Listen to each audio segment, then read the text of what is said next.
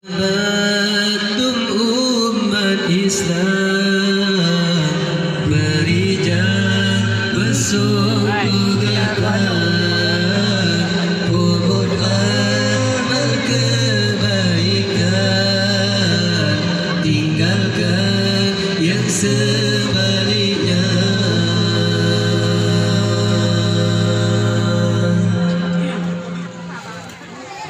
Berturut iblis syaitan, guna sunyan musuh gata, juga harta kekayaan, bermandumnya takkan sirna.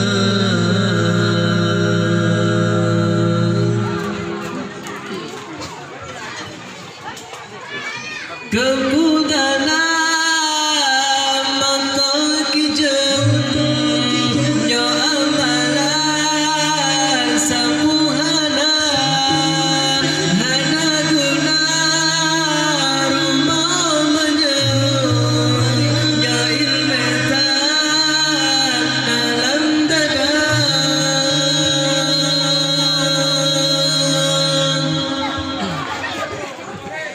memanjang bagodum lahir dan nalik ke asalnya.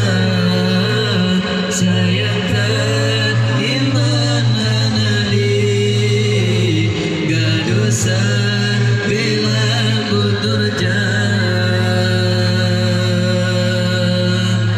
nyandraga yang batua Allah bertanya lupa tidak fikir hai saudara ajai tanya akan tiba.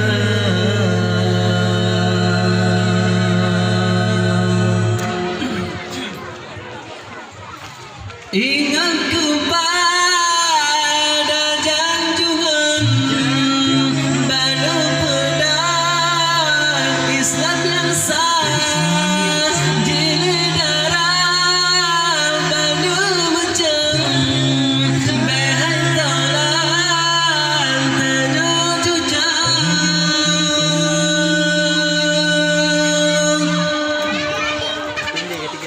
bedang nama tua taban Allah segera